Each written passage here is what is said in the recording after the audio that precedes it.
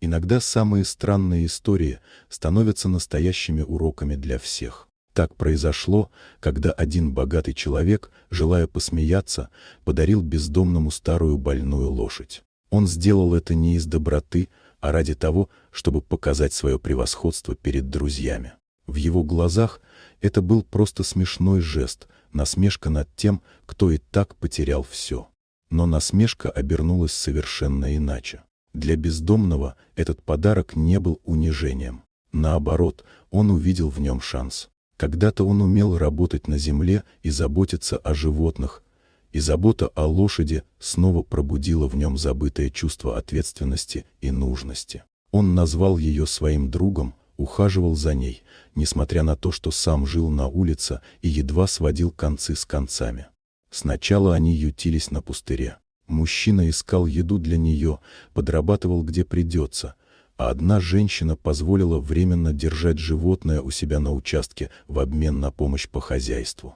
Постепенно люди вокруг начали замечать его преданность. Кто-то приносил корм, кто-то старую сбрую, кто-то одежду самому хозяину лошади. Однажды их встретил блогер, снимавший истории о необычных людях. Он записал короткое видео, рассказал о том, как человек, у которого ничего нет, смог найти силы заботиться о живом существе.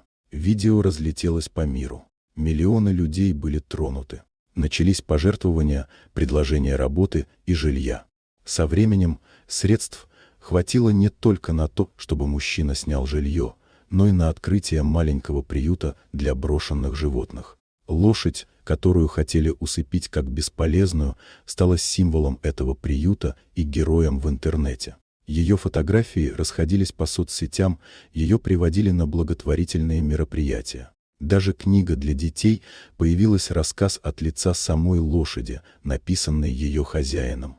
А что же богатый человек? Он наблюдал за происходящим и не мог поверить, что его насмешка превратилась в символ доброты и силы духа.